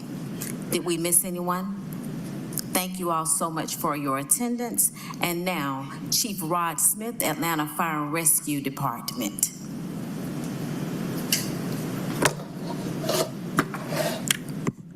Good afternoon, Chairperson Boone, council members. It's my pleasure to be here today representing the men and women of the Atlanta Fire Rescue Department. I'll start by introducing the team members that I have with me here today. I have Chief Rob, who is responsible for the Field Operations Division. Let's get all you all to stand. Thank y'all so much for being here. Let's give them a hand for being here today. Great servants of the city of Atlanta. Thank you, Chief. Continue. We have next to him Chief Ramondo Hampton, who is the Chief of Staff. have Chief David Bohatch, who is responsible for the Technical Services Division. And last, certainly not least, we have Chief McLemore, who is the First Deputy. Thank you, gentlemen. I'll start our presentation today refreshing you on the goals and objectives, reminding you also that this is the quarterly presentation, Q3, for FY 2025. Atlanta Fire Rescue, we will continue to provide the safest possible work environment for our members, as well as addressing all recruiting and hiring needs. We will continue to focus on the initiatives, the enhancements, and the accomplishments of Atlanta Fire Rescue, while working with our council to make sure that on a regular basis we get with you and talk about the emergency services that we provide to the citizens of Atlanta, meeting the needs for our fleet and our facilities, as well as working to maintain competitive compensation with the administration and the council. Excuse me. On this page, you will see breakdown of our service metrics. Our service metrics address total calls for service. This is that need that hits 911 from our citizens. We encourage our members to continue, and our citizens to continue to call E911 if you need us. These numbers reflect roughly 11.9% increase in total calls for service for the downtown division, and our airport division, you see a decrease of close to 3%. On this next slide, you will see where we like to watch the numbers, particularly to make sure that we are meeting the needs of citizens of Atlanta. These are the situations found. These are the reports that are done by the responding officers and the responding units. And so we use these to track trends of what is actually occurring on the streets of Atlanta. And so what you will see here, situations found in the downtown division, you will see that EMS calls are up 22.2%. Fire calls are down 1.8, and reminding you that the third quarter is typically during what we refer to as fire season, which occurs from January through March. And so those fire calls are down 1.8%. Our hazmat calls represent gas leaks and things of that nature. Those calls are up 20.9%. And our other calls for service represent 5.2% increase for the city of Atlanta. When we look at the airport's numbers, as I said, total, those numbers are down 4%, with that lead being for EMS calls. Next, you will see we've been asked on many occasions, what do other services mean for Atlanta Fire Rescue? So you will see a breakdown here of other services, as well as EMS calls for the city of Atlanta. You will see the large number of calls, or the increase is going to be for ALS calls. Those calls represent advanced life support calls that may be critical, and you will see the focus or the increase, significant increases in those areas are associated with multi-vehicle accidents with injuries, as well as pedestrian-involved motor vehicle accidents for the city of Atlanta. When we look at other calls, you will see that those calls and the increase of 5% is going to be associated with the weather events that happened during the course of this quarter, as well as the service calls, false alarms, and good intents. And good intent calls and other services are typically those calls where the intent of the call maker was good. However, it turned out not to be an emergency call or deemed an emergency when we arrived on the scene. Next, you will see a breakdown where we share with you the metrics for the airport. The EMS calls at the airport are roughly down 16%, and our other calls our other calls are at 13.8, and those calls are very similar. When we say other calls, they're going to be tied to weather events, good intent calls, and false alarm calls that happen at our airport, Hartsfield-Jackson Atlanta International Airport. When we look at service metrics that we are adding for the downtown inspection section of our community risk reduction group, you will see that the the overall inspection counts are down. Those are due to attrition in that section and our need to hire as we continue to do, increase the staffing and community risk reduction. Those members that have been hired, however, have not impacted during this quarter, they have not impacted those numbers because they were required to get necessary certifications and training to provide those inspections. And so what we're anticipating, you will see that those numbers will continue to make that turn as we continue to fill those vacancies and train our people. Next, you will see the aviation division. Their inspections are regulated by FAA compliance. You can see that the numbers are down. However, we are within the metrics of FAA. In a very similar fashion, their staffing numbers are down to attrition. We have since hired into those positions, and we are training our members up, and you will see those numbers start to increase or continue to increase in the upcoming quarterly reports. On this slide, we talk about the fleet of Atlanta Fire Rescue. As you know, we're on the heels of a fleet maintenance audit that occurred for the city of Atlanta. I'm happy to share with you that all 10 recommendations have been addressed. We've worked closely with Public Works to make sure that we have implemented every recommendation that was made in that report. And as a result, you will also see here fleet increases or orders that have been made that have arrived to the city of Atlanta. You will see the first 3 TDA support trucks as well as a Black Investigations vehicle, the Homeland Security vehicle, and the 3 reserve pumpers. They arrived during the second quarter. And they are in service. Happy to share with you during the fourth quarter, we received 7 battalion vehicles as well as 3 EMS vehicles. And I would like to give a shout out to the Atlanta Fire Rescue Foundation for providing an additional 2 Rivian vehicles to add to our fleet to help with EMS service support through the city of Atlanta. So we are excited about those increases and those improvements to our fleet. And sharing with you also that in the second quarter of FY22, we placed an order for an additional 8 engines and 3 ladders to bolster the numbers in our fleet, and we are anticipating a similar order for FY26. Next, we're happy to share with you enhancements to our enhancements to our facilities.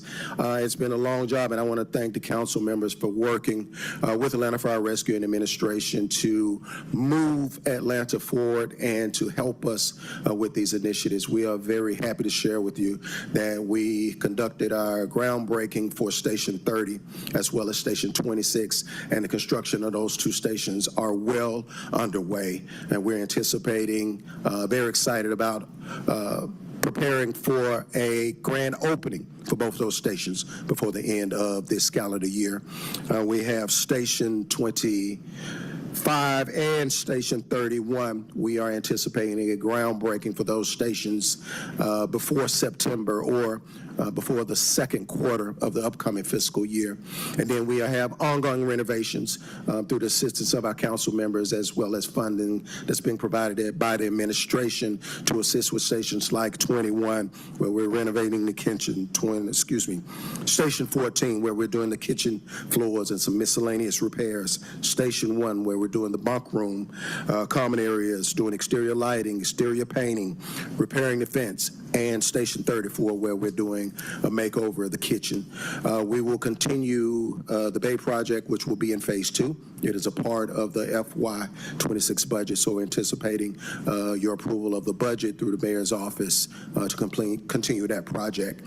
We have recently completed the renovation of Station 15 and opened Station 22 for business. And I'm happy to share with you that we are in design with a new in-concept EMS/fire station that will be located on the north side of Atlanta.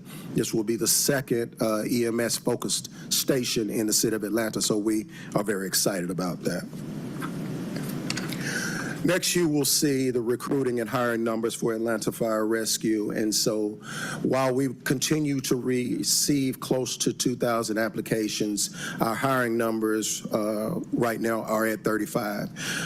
Those numbers are restricted not because we do not have the interest, and this is what the share is about. It's not that we do not have the interest, it's that we simply up to this point have not had the bandwidth.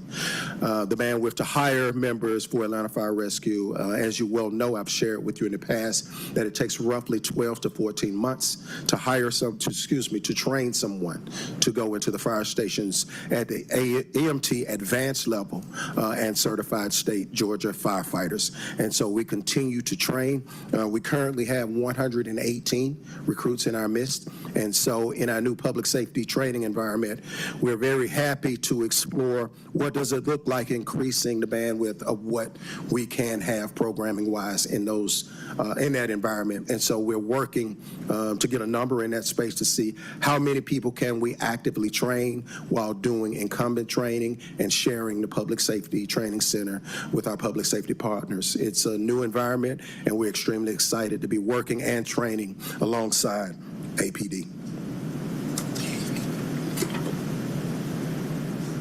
Next, you will see the HR report for attrition and hiring, and happy to share with you that we are in plus numbers when we look at the net. The net for this quarter for the sworn employees is plus 18, and the net for civilian employees is plus 14. So our sharing with you that the morale in the department has improved significantly since the onset of moving into the Public Safety Training Center. Last quarter, we started providing tours of the training center to our members, and our members are extremely excited about moving into this new public safety environment. Chief Shearborn shared with you about the woes of training and antiquated school environments and facilities that had been condemned, including our training tower. And so we now have a state-of-the-art facilities that we can hold our heads up and we can be proud nationally saying that we are training and we are attracting the best possible members that we can to Atlanta Fire Rescue.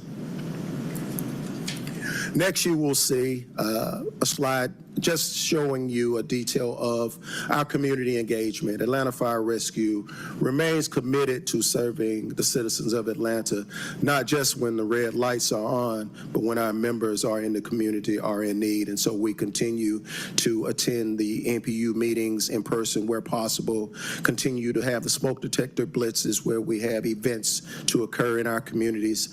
Unfortunately, we continue to support the food distribution and the senior citizen outreaches, the town hall meetings, warming stations, whatever you need, we are there.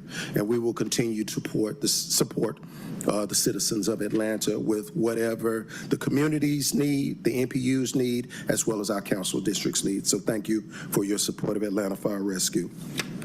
And just want to share with you a couple of accomplishments before we close of Atlanta Fire Rescue during the third quarter of FY25. We celebrated the ribbon cutting of a green initiative for solar panels at Fire Station number 40 at our airport. We had the groundbreaking for Fire Station 26, ribbon cutting for Station 22.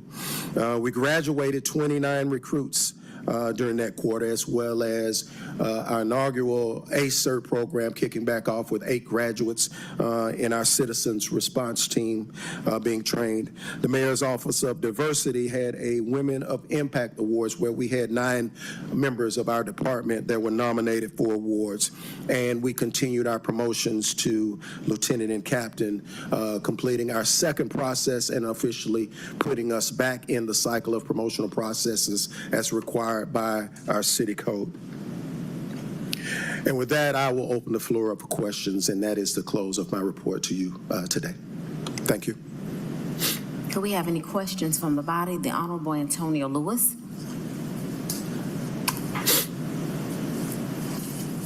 Just want to say thank you, Chief, for all the service you've been doing. Thank you to Mr. Hampton for the research and transparency. He's been keeping us pretty much in depth on what's going on in our area. Fire Station 30 has a lot of people excited we're seeing the 3 floors. And this is what I mean by that. The poles are very high. Yes. This would probably be the tallest building on Cleveland Avenue once you pass a certain area.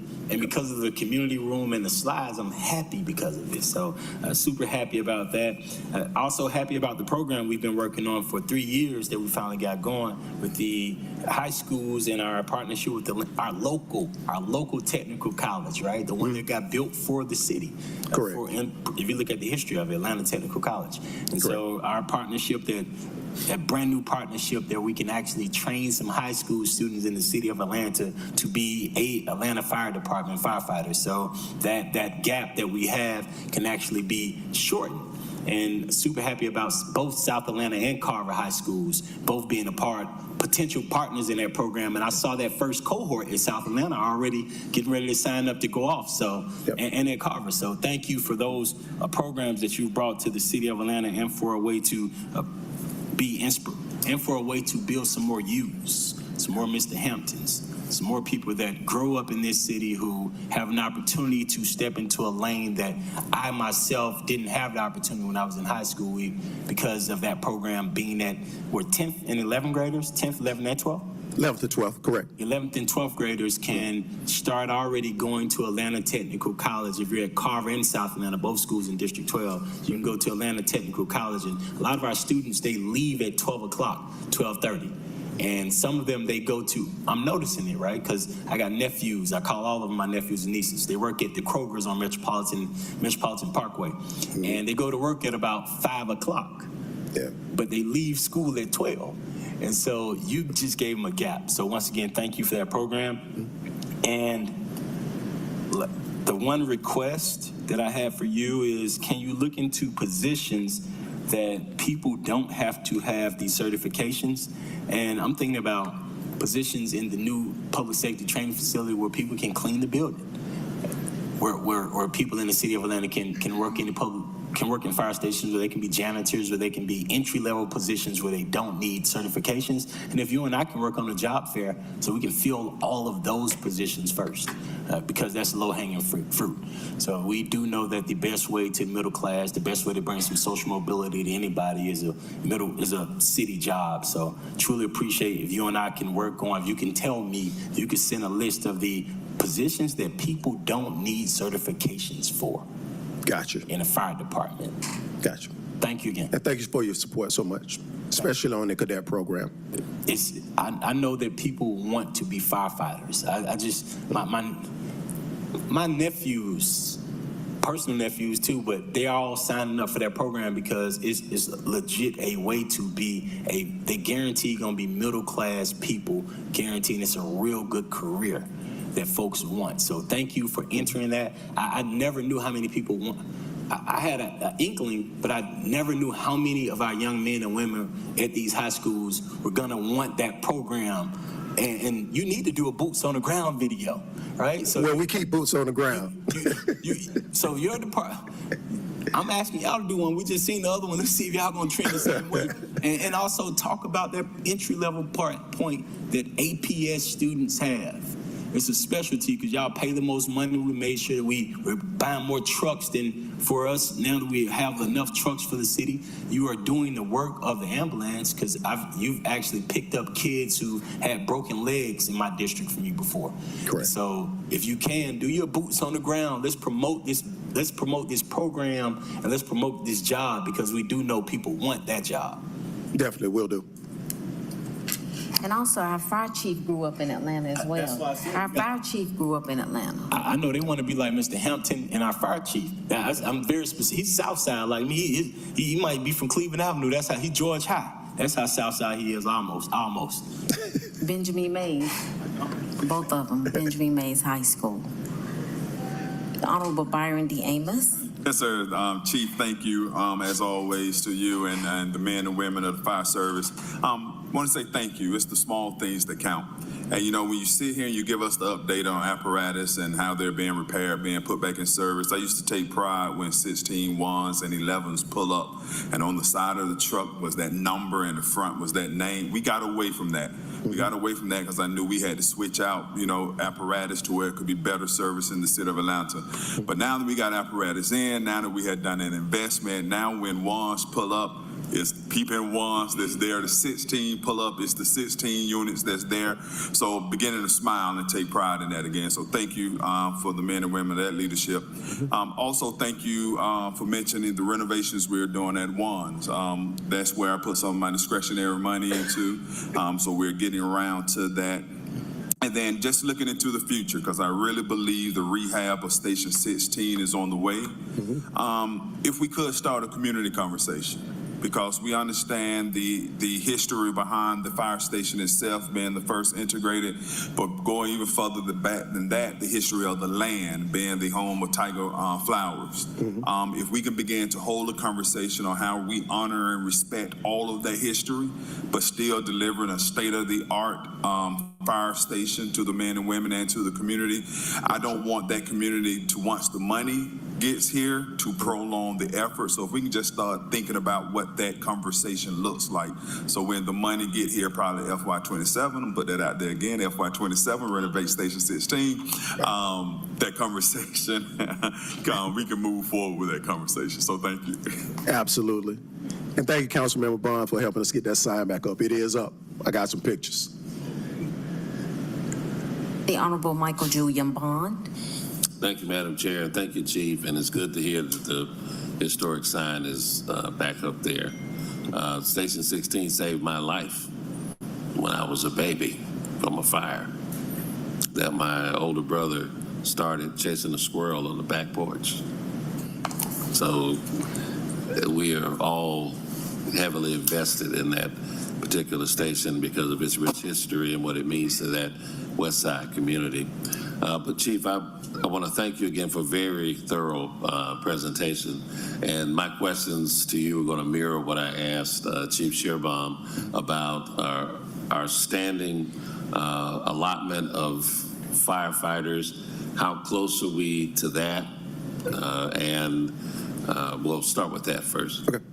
So our standing number, including the airport, is 1,007 for firefighters. Right now, we're about 120, about 130 off of that. Oh, okay. But our recruiting efforts are up, and so as we continue to figure out what does this program, and that's why I was saying we're excited about the new Public Safety Training Center because it allows us to expand our training opportunities. And so we'll look at growing that number, knowing that we are continuing to hire firefighters. Well, that's very encouraging that you all are much closer than APD is to achieving your standing complement.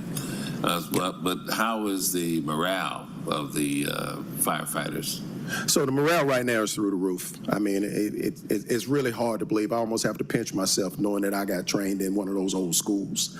But the real reflection of the morale is when you get out to the training center, and you can't put it into words, when you see the fire recruits and the police recruits training together in the same building, in the same classrooms, out on the exercise yard, exercising together. It's a game changer, for real. Public safety in the city will never be what it was before. Oh, well, that is good. That's good to hear. I know when I came on in corrections, we were trained in a building that was built in World War II by the inmates, who hadn't been drafted, and it was condemned. So, yeah, I understand what that's like. And then also to follow up, though, is as Councilmember Amos was talking about having the equipment coming online, that is exciting news. So we've gone through, I guess, an acquisition process to have our fleet updated. Is there a projection of when some of the other equipment might need to be replaced? Might need to be replaced? Or, So we do have a fleet replacement plan that's in place, and it's been signed off by us and Public Works. Okay. And so the goal right now is to get into a consistent pattern with ordering vehicles every year, and that is what that plan is going to do for us. When will you be rolling that plan out for us? I can share the plan with you any day now. I can send you and let you see it. Okay, great.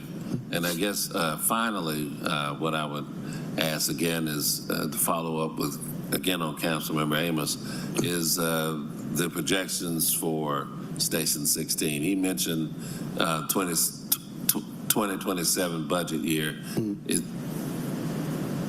Can you give us some reassurance that we're going to meet that? I have to look into the numbers and see where we are. We got so many stations we need to I replace. know we got a lot of states, but we're talking about 16. So I got some vested interest in 16s as well, so we'll make sure something happens, so. Okay. Well, thank you very much. Thank you for everything that you and your excellent staff continue to do for the people of Atlanta. It really is outstanding, and you all have done a lot with nothing for many decades, and so we really appreciate the sacrifice that you make, really just by putting on the uniform every day and putting yourselves at risk. So please pass that sentiment on to the men and women of AFRD. We always appreciate you all being out there with our food drives, you know, making sure the recruits are out there. The public loves to see them, and so we just want to say thank you. Thank you. Thank you so much for your support of us also. Okay. Chief, thank you all so much for the trees. You all are Johnny on the spot when those trees are down, and we don't hear a lot about that. But when you all get out there with those trees, that really makes a difference. You have a very well-trained staff, and they are kind people. So we appreciate that. And also, Ms. Claudia Nash, the love that you all have shown her over these past 6 months, the city of Atlanta truly appreciates that. She received the Legend Award at the breakfast on last week, and before that, you all hosted a wonderful birthday celebration for her. So please let everyone know that we appreciate that, and whatever we can do to assist them, let us know. But again, thank you for the great work that your team does. Thank you so much. Antonio Lewis. And as they were speaking, I was thinking about please no fence around Fire Station 30 if possible, to make sure that the community can access it. I was just thinking about how much interaction I had with Fire Station 30 growing up. So the intent with Station 30 is for it to be accessible to the community. The only place you may see a fence is around the parking areas, security vehicles and stuff like that, but other than that. And keep that water fountain on the first floor, because I know a lot of our kids, they still use their water fountain when the library is closed. Thank you. Gotcha. Any more questions or concerns? Thank you, Chief. Thank you for a wonderful presentation, and thank you, team, for being here. Thank you. Thank you for having us.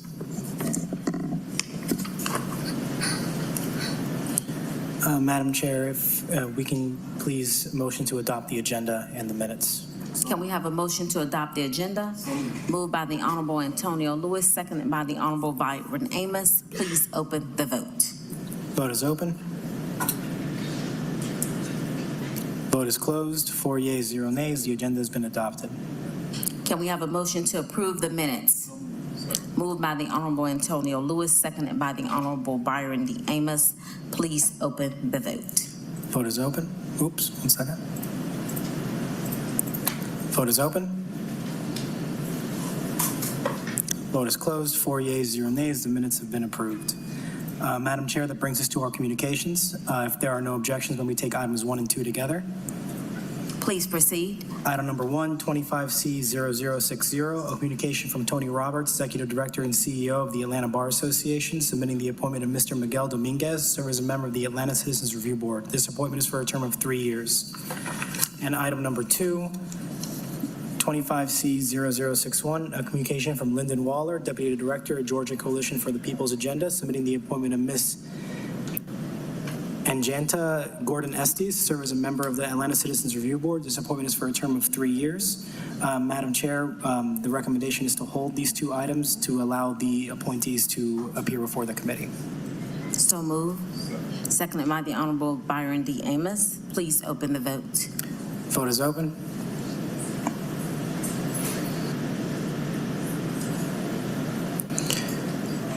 Vote is closed. 4 yeas, 0 nays. The items have been held in committee. And that brings us to item number 3, 25C0062, a communication from Mayor Andre Dickens appointing Mr. Byron Gibbs to serve as a member of the License Review Board. This appointment is for a term of 2 years. Thank you, Mr. Gibbs. Please tell us why you'd like to serve on this very distinguished board. Yes, thank you all again for having me. I just want to say that since moving to Atlanta 15 years ago, been very involved in the community. First, I'm a treasurer of Atlanta Music Project, which, gives back to the community through music instrumentation vocal and instrumentation instruction to the Atlanta youth. I'm currently on the board of my HOA, a board member there in Old Fourth Ward. And I just kind of, I like to be involved in the community as much as possible to, influence, to give back, and as a part of the Liquor and Licensing Board, I believe that, it's very important to be aware of what's going on in the community, just in terms of, establishments that can be sometimes nuisances and things like that. So just would like to give back to the community that I live in, basically. Any questions? Move approval. Do you have a question? No question. Just like to think he's off to a great start with a great name, and I said your appointment, your motion. Moved by the Honorable Andrea Boone, seconded by the Honorable Byron D. Amos. Please open the vote. Vote is open. Vote is closed. 4 yeas, 0 nays. The item is favorable. Thank you. Thank you all. Madam Chair, that brings us to our consent agenda. We will first take action on our favorable claims. Second. Moved by the Honorable Byron D. Amos, seconded by the Honorable Antonio Lewis. Please open the vote. Vote is open. Vote is closed. 4 yeas, 0 nays. The claims have been approved. We will next take action on the unfavorable claims. So moved. Seconded by the Honorable Byron D. Amos. Please open the vote. Vote is open.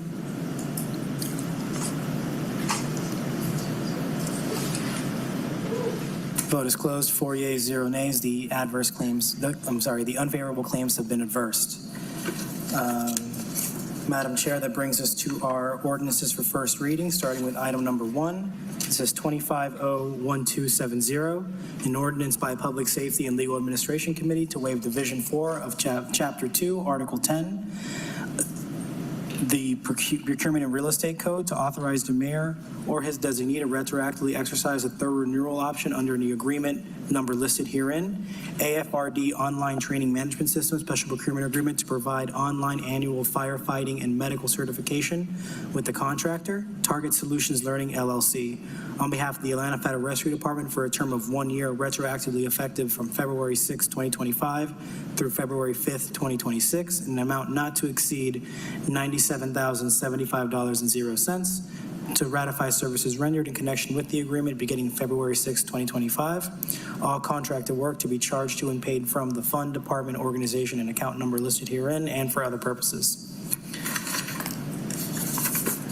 This takes us to our regular agenda, beginning with ordinances for second reading, starting with item number 2. This is 25-01219, an ordinance by Public Safety and Legal Administration Committee to waive Section 2-783H1 of the City of Atlanta Code of Ordinances to authorize a settlement of all claims against the defendant in the case of Matthew Erickson v. Jesse Barmelter et al., civil action file number 1:24CV 02115-JPB, United States District Court for the Northern District of Georgia, in the amount of $15,000.00, authorizing said amount to be paid from 1001 General Fund, Center Number 200101, Non-Departmental, Account 5212005, Litigation Expenses, and 151200, Functional Activity Number, authorizing the Chief Financial Officer to distribute the total settlement amount and for other purposes.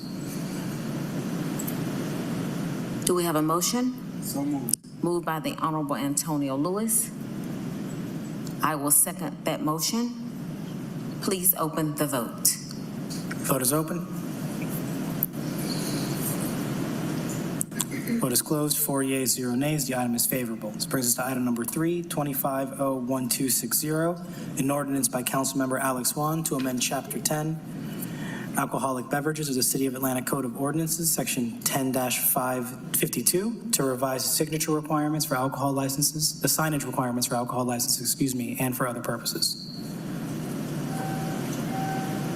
Move approval.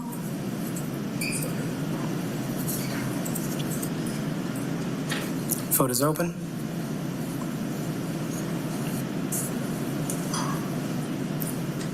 Vote is closed. 4 yeas, 0 nays. The item is favorable. This brings us to item number 4, 25-01261, an ordinance by Councilmember Alex Wan to amend Chapter 74, Article 4, Noise Control, Section 74-132E, exclusions to ensure the quality of life for residential neighborhoods adjacent to city parks and for other purposes. Do we have a motion? Moved by the Honorable Antonio Lewis. I will second that. Any questions? Vote is open. We have a question. Can the law department give us information on this one?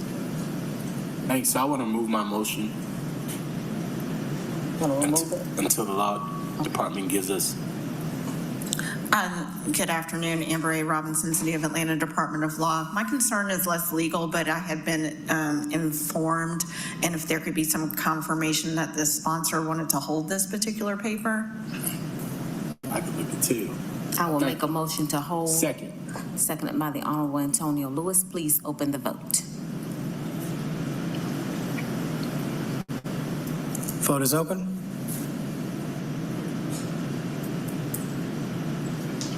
Vote is closed. 4 yeas, 0 nays. The item is held. This brings us to our resolutions, starting with item number 5, 25R3447, a resolution by Council Members Andrea L. Boone, Antonio Lewis, Marcy Colley Overstreet, and Michael Julian Bond, affirming the City of Atlanta's support for second chance employment initiatives, recognizing the importance of fair chance hiring practices in reducing recidivism and advancing economic equality, and encouraging city departments, employers, and community partners to implement policies that support the successful reentry of justice-involved individuals and for other purposes. Move approval. Seconded by the Honorable Michael Julian Bond. Please open the vote. Vote is open.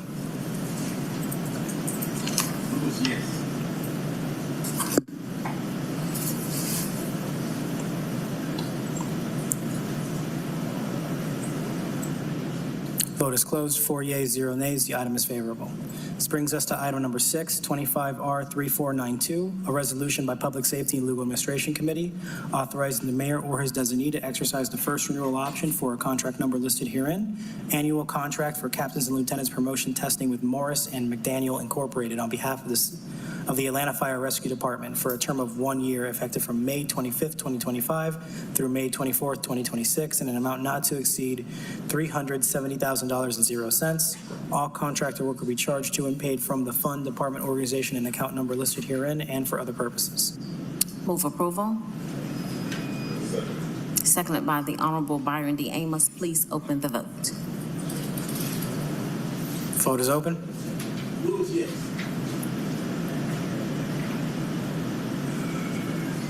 Vote is closed. 4 yeas, 0 nays. The item is favorable. Madam Chair, we have nothing coming off of held today. Okay, we want to make a motion to reconsider ordinance.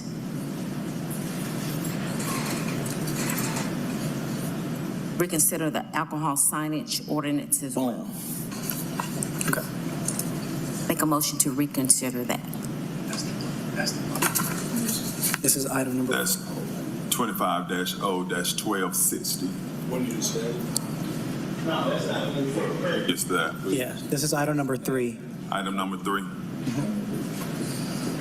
Yeah. So this is a motion to reconsider item number 3, 25-01260, an ordinance by Councilmember Wan to amend Chapter 10, alcoholic beverages of the City of Atlanta Code and Ordinances at Section 10-52 to revive the signage requirements for alcohol licensees and for other purposes. Motion to hold. Second. Seconded by the Honorable Antonio Lewis. Please open the vote. This is the motion to reconsider Correct. that we have to That's what vote I'm on saying, point of first. clarification. So we Yeah. got to vote on the motion to reconsider. Yes, and then we can vote Okay. on the motion to hold. Motion to reconsider. Okay. That's 4 yeas, 0 nays. The item is before the committee. Motion to hold. Second. Seconded by the Honorable Byron D. Amos. Please open the vote. Vote is open.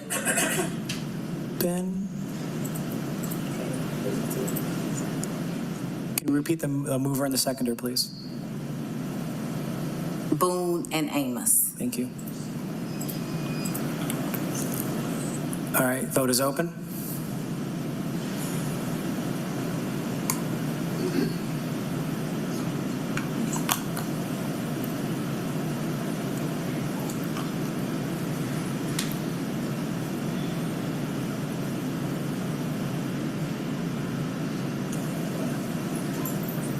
Can all council members please vote? Vote is closed. 4 yeas, 0 nays. The item is held in committee. Madam Chair, that concludes our legislative agenda. Do we have any announcements for today? Questions or concerns? This meeting is adjourned. The Honorable Michael Julian Bond does have an announcement. I would like everyone to come out to Piedmont Park this Friday at 10 a.m. We will have the groundbreaking for the City of Atlanta Vietnam Veterans Memorial. So all those who are veterans, relatives of veterans, connected or friends of veterans, or those who have respect for veterans, we would like to invite you out as we break ground with the Sons of Atlanta Vietnam Veterans in our Parks Department on this memorial for those in the City of Atlanta and surrounding area, our immediate area that perished during the Vietnam War. So we hope to see you there. Any other questions or concerns? This meeting is adjourned.